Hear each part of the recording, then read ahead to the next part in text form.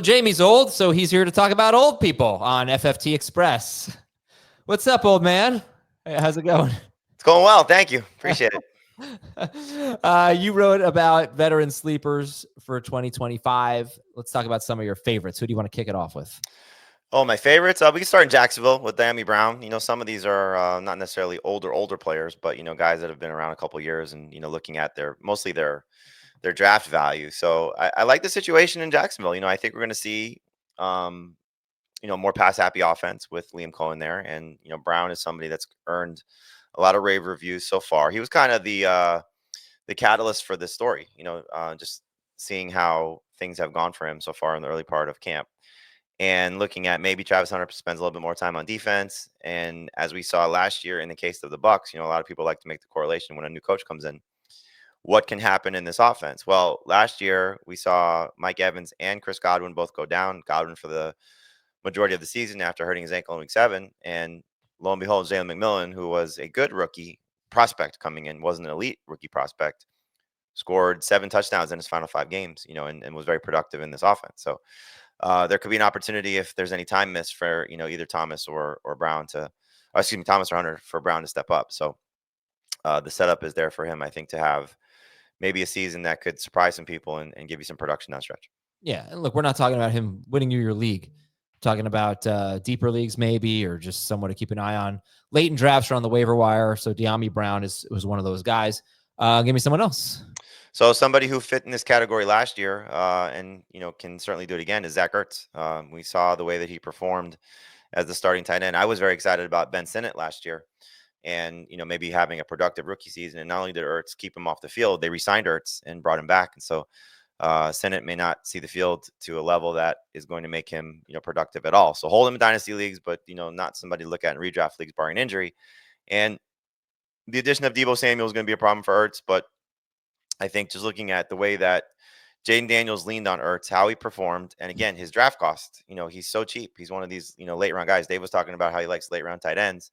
You can make a case that what Tucker Kraft did last year and all the excitement for him, Zach Ertz was just at the same level, if not better at times. So an easy late round, pick to take if you're inclined to take 2 tight ends, or certainly if you wait on the position, hopefully he'll still be productive. Let's get one more in before the break. So let's go to someone who could be an annoyance for some of the younger players on his team. One guy that you like in particular, but being reunited with his quarterback, and that's Mike Williams. Oh, I thought you were going with someone else. Yes, I love this call. I really, we give people a year to recover from a torn ACL. Let's afford the same opportunity here for Mike Williams. So clearly, you're going to hear a lot of different things out of this offense. I think you put Ladd McConkey on one side, and then you take Mike Williams, Quentin Johnston, and Trey Harris on the other side. And who's going to be the one that sort of emerges as the go-to option there? Well, one guy's got a pretty strong history with his quarterback, and that's Mike Williams, who we know, struggled with the Jets. I think he went to Pittsburgh after that, right? And then he struggled with the Steelers when he was there. And the last time we saw him produce at a high level was when he left the Chargers. And so can he rekindle some of that magic with Justin Herbert? Probably not, but there may be some flashes during the season where he steps up and plays at a high level. And so just looking at someone in best ball, for example, last pick, especially if you want to do a stack with Justin Herbert, Harris may not get the opportunity in his rookie season. And we know Johnston sort of failed, although he's coming off a nice little stretch to end the year last year. But Mike Williams may be just one of these guys like, oh, I forgot about him. Oh, yeah, now he's maybe he's picking him off waivers. Okay, now he's going to struggle and stink. We don't know when to start him, but end of the year could be hovering around 800, 900 yards receiving and 6 or 7 touchdowns. Yeah, really good in 3 games before the injury in 2023. Averaged over 80 yards per game, Mike Williams, but he'll be 31 in October. So the odds are stacked against him, but I think it's a great call. Maybe there's something left here in the tank for Mike Williams. I'm going to take a break, get a few more of these guys, including I'm going to nominate one after this on FFT Express. Okay, did you know who I was thinking that you were thinking when you said Mike Williams? Give me the conference. It's in the AFC. You said he could hurt some of the younger guys on the team. And you said reunited with his quarterback, and that did not fit the description. Yeah, so he's not being reunited, but he's on a new team. And he was on multiple teams last year, just like Mike Williams. Oh, Diontae Johnson.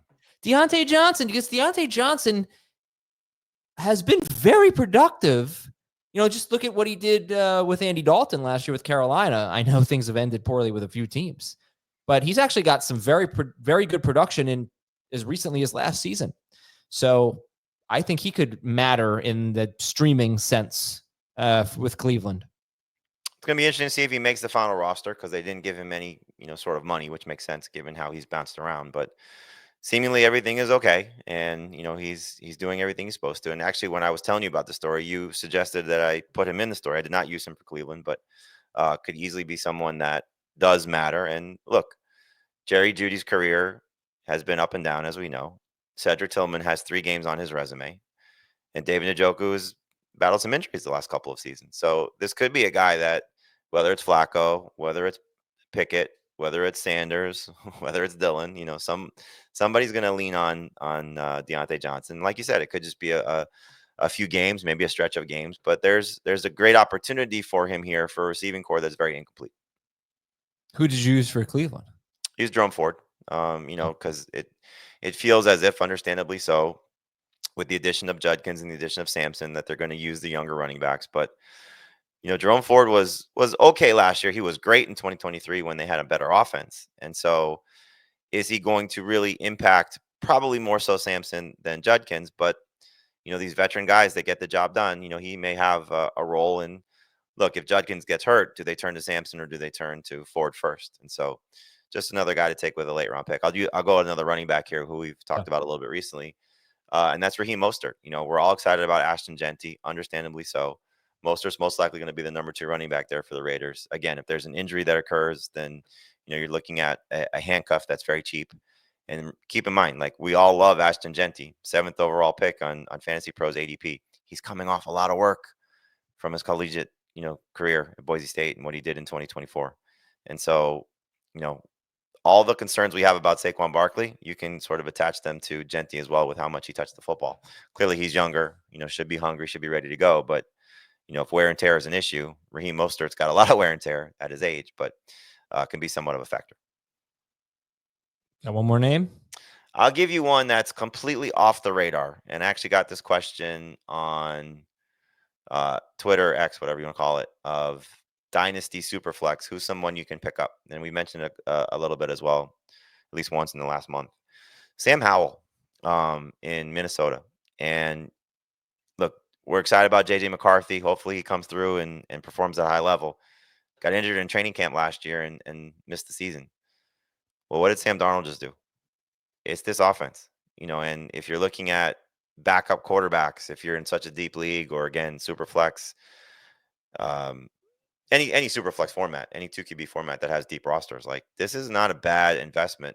Just if he does make a start or 2, think about the Kirk Cousins season and when he went down, and what Nick Mullins did to close the season, and what Josh Dobbs did at times. And again, how they got it done was different, but this system is so good for the quarterbacks that maybe Sam Howell, if he gets a chance to start, can win you a week or 2.